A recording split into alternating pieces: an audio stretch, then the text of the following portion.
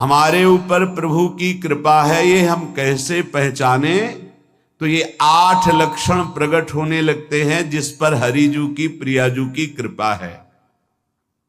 पहला, घोर अपराध करने वाले के प्रति भी दया की भावना, शांति पहला लक्षण है। भाव में भी पहले शांत भाव है।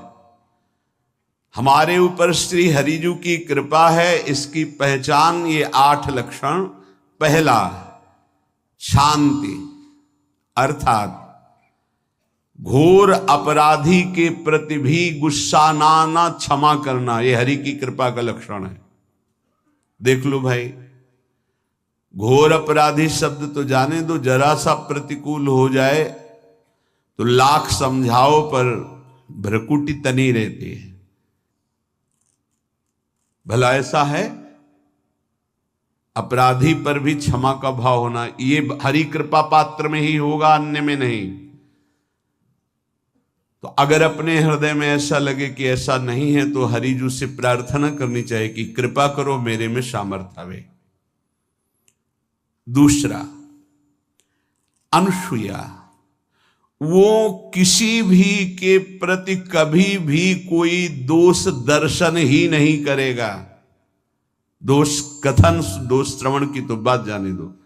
अनुसूया, दूसरों के गुणों में दोष ढूंढना ये नहीं होता, हरि कृपा पात्र में ये नहीं होता। ये सब भजन के नाश करने वाले।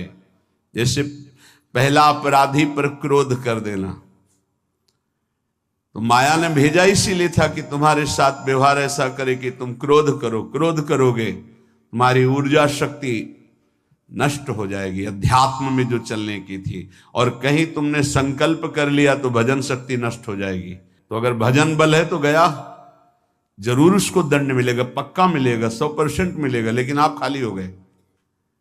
ना भजन करने की वृत्ति रहेगी और ना भजन रहेगा, दोनों बात। अनुसूया, किसी के सद्गुणों में दोष देखना, गुणों में दोष ढूंढना, ये हरि कृपा पात्र में नहीं होता। ये बहुत मंगलमयी बातें हैं जिससे हमारा भजन मार्ग पुष्ट होता है। तीसरा, वो बाहर से और भीतर से पवित्र रहता है, हरि कृपा पात्र। शौचाचार का ज्ञान होना चाहिए, वस्त्र आपके पवित्र होने चाहिए, ये बाहरी जल रज आदि के द्वारा बाहरी पवित्रता। और निष्कपटता, निश्चलता, सत्य भाव, ये अंदर की पवित्रता है। अगर कपट है, छल है, असत्य है तो हृदय मलिन रहता है।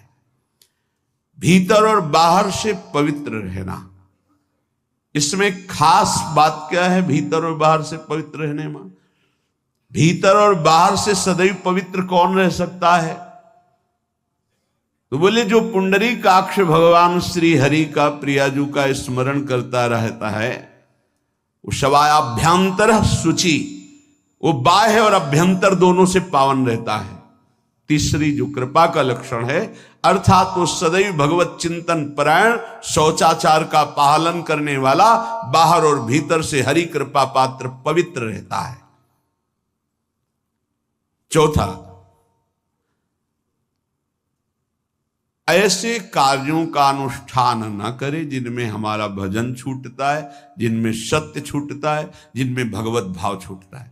जैसे आपके ऊपर कृपा हुई, आप भगवत मार्ग में चल रहे हैं, अब आप ऐसे संसारिक कार्यों का अनुष्ठान कर रहे हैं जिनमें आपकी चित्तवृत्ति बिल्कुल भगवत विमुख हो रही, तो जीवन का लाभ क्या होगा? लाभ तो है भगवत स्मरण सहित। जैसे कल एक ने प्रश्न किया कि मैं खाता तो नहीं हूं लेकिन मांस की दुकान में मांस बेचता हूं, होटल आदमी, क्या उचित है? ये उचित कैसे हो सकता है? तुम और भी तो व्यापार कर सकते हो। जरूरी है धर्म का पालन करने की इच्छा करते हो, धर्म आचरण करते हो, ऐसा नहीं। तो विरत बहुकर्मा, उन कर्मों से हमें विरत रहना है जो हमारे धर्म के विरुद्ध है, जो भजन के विरुद्ध है। हरि कृपा पात्र ऐसे कर्मों का अनुष्ठान कर ही नहीं सकता। अपने भजन का फल देखना भगवत कृपा पात्र के, सबको प्रदान कर देना। हिम्मत है? अपने भजन, इतनी मेहनत से किया हुआ भजन, भजन होने के बाद हे प्रभु इस भजन का फल हो, सर्वे भवन्तु सुखिना सर्वे सन्तु निरामयः। यहां तो कहते महाराज एक माला रोज आपके लिए करता हूं कि आपकी बीमारी ठीक रहे, तो शेष किसके लिए करते हो प्रभु? शेष क्या? अगर इष्ट और गुरु के लिए तुम्हारा है कि एक माला करते तो फिर इतनी माला करते तो हमें क्या होगा? सब आपको दे देंगे तो हमें क्या होगा? तभी भजन का रहस्य नहीं जाना। छठवां, अपने भजन से अपने लिए कुछ भी ना चाहना, और दूसरों की तो बात जाने दो, दूसरों से कुछ ना चाहना ये तो ठीक है, अपने भजन से अपने लिए कुछ ना चाहना है हिम्मत। देखो ये हरि कृपा पात्र में हिम्मत होती है। अपना भजन अपने प्रयोग में ना लाना, इसका भी आंतरिक रहस्य है। अपने प्रयोग में आप शरीर को लेकर के बोलेंगे, अगर स्वरूप को लेकर तो प्रयोग की कोई वहां जरूरत ही नहीं, स्वरूप पूर्ण काम है, वहां कोई अभाव नहीं।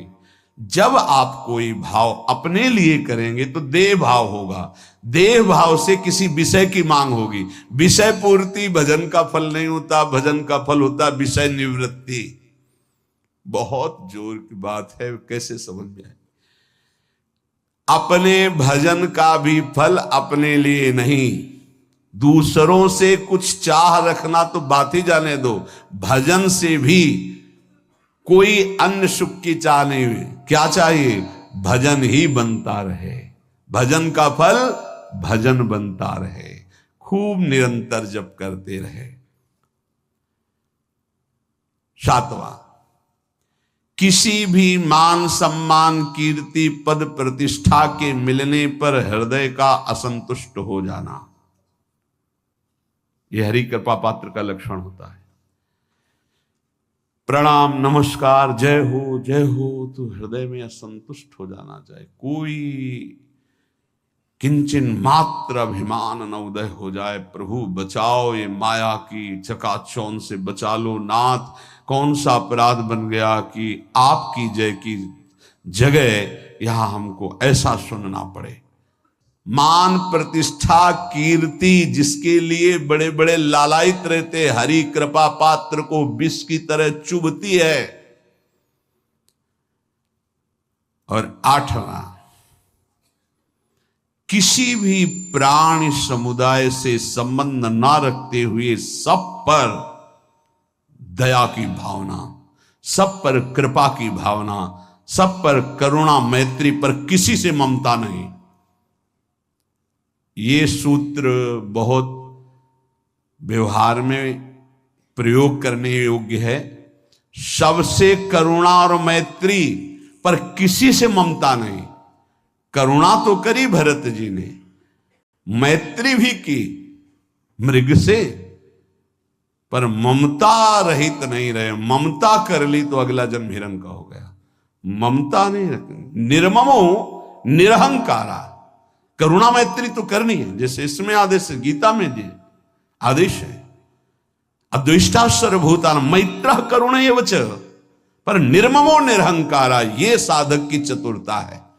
प्राणी मात्र पर दया कृपा करुणा मैत्री, पर ममता नहीं। ममता किसी से, और यहां करुणा मैत्री ये तो गायब हो गई, केवल ममता रह गई है। अपने शरीर से ममता, शरीर संबंधियों से ममता, विषय भोगों से ममता, यही जहर है। संबंध में ये ममता ही जहर है, विचारों में अहंकार जहर है, कर्मों में ये आसक्ति जहर है। इसी जहर को मिटा दे तो जीवन मुक्त महापुरुष कर्म करते हुए, विषय सेवन करते हुए, वार्ता करते हुए, विचार करते हुए, बिल्कुल जहर रहित तो उसका जीवन हो गया। तो ये 8 बातें हरि कृपा पात्र में होती हैं, इनको बार बार सुनना, हृदय में धारण करना।